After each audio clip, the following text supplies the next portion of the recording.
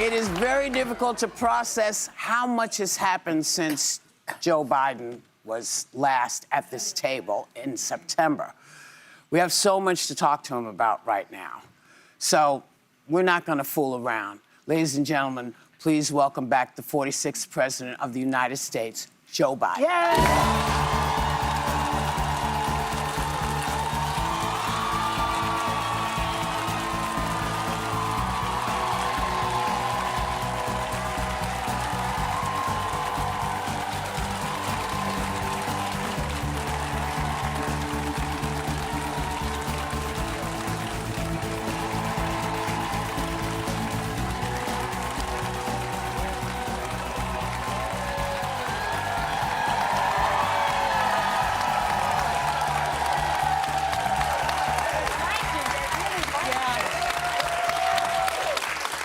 They like you, they miss you. Yeah.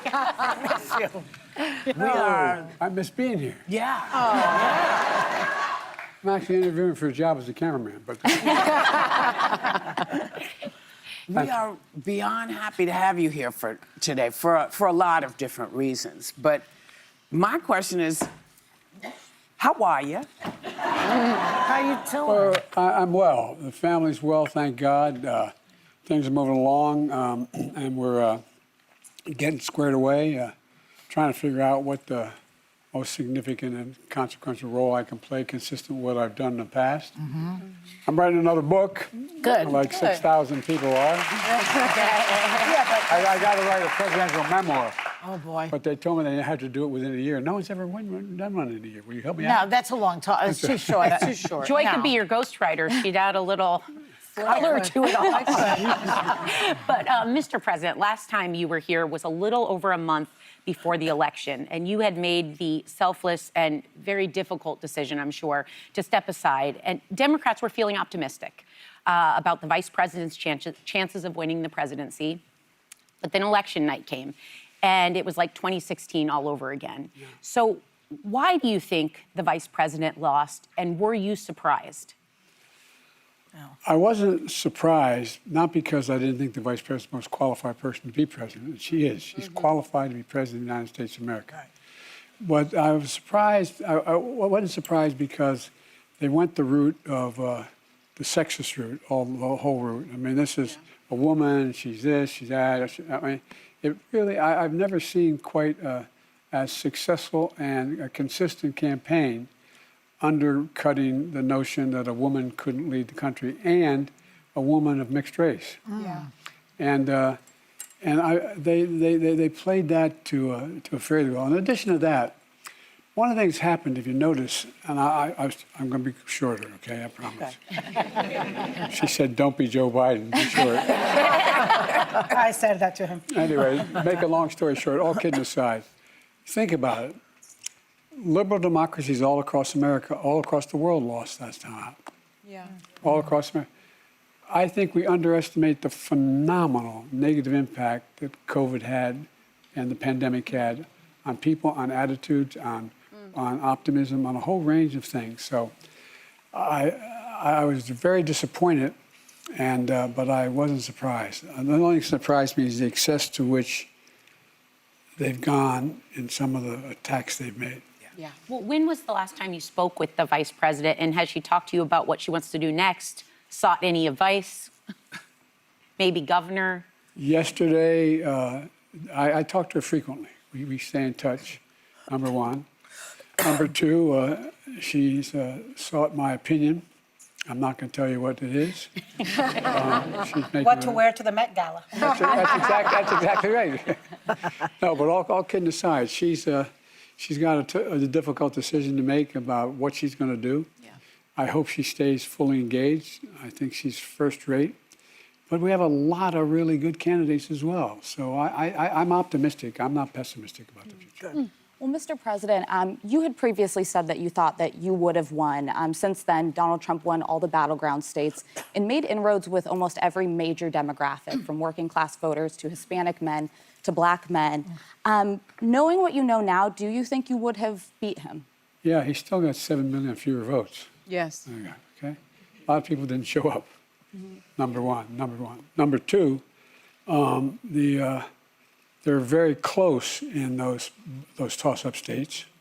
It was it wasn't a slam dunk, and look, every time I've been on the show, which I've been fortunate to be on more than once. Thanks for having me.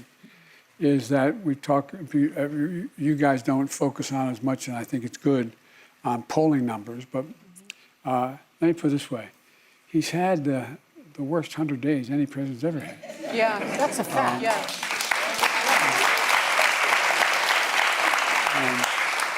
And I would not say honesty's been a strong point. Yeah. Yeah. Well, Mr. President, some have even argued that leaving the race and endorsing your Vice President Harris, over 100 days before the election hampered her campaign. Well, What do you say to those critics? I say, number one, that there were still 6 full months. She was in every aspect, every decision I made, every decision we made. And I don't think, I hope I didn't sound the wrong way. I don't think anybody thought we'd be successful as we were. I don't think anybody thought we'd pass the Recovery Act. I don't think anybody thought we'd deal with CHIPS and Science Act. I don't think anybody think we'd have all we got done in a close race. Think about it. Yeah. We got more major legislation passed to fundamentally change the direction of the country than any president has in a long, long time. Decades. And so we're in a situation where we came to office and we agreed on 2 things. One, I was sick and tired of trickle-down economics. And my dad used to say, not a whole lot trickle down at his kitchen table.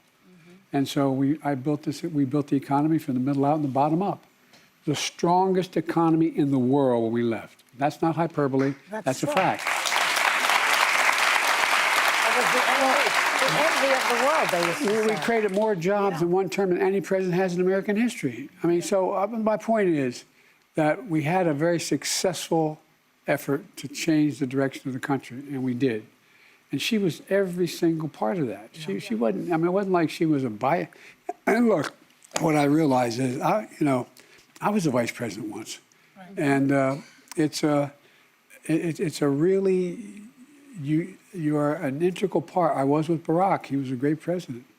But, I just think that it was a very tough year across the board. But look what's happened in the meantime. Yeah.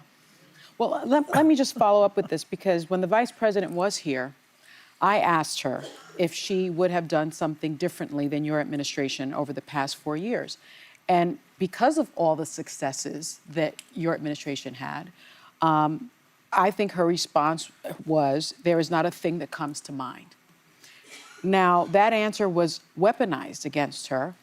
And there has been some reporting that you encouraged her for there to be no daylight between the two of you. First, is that true?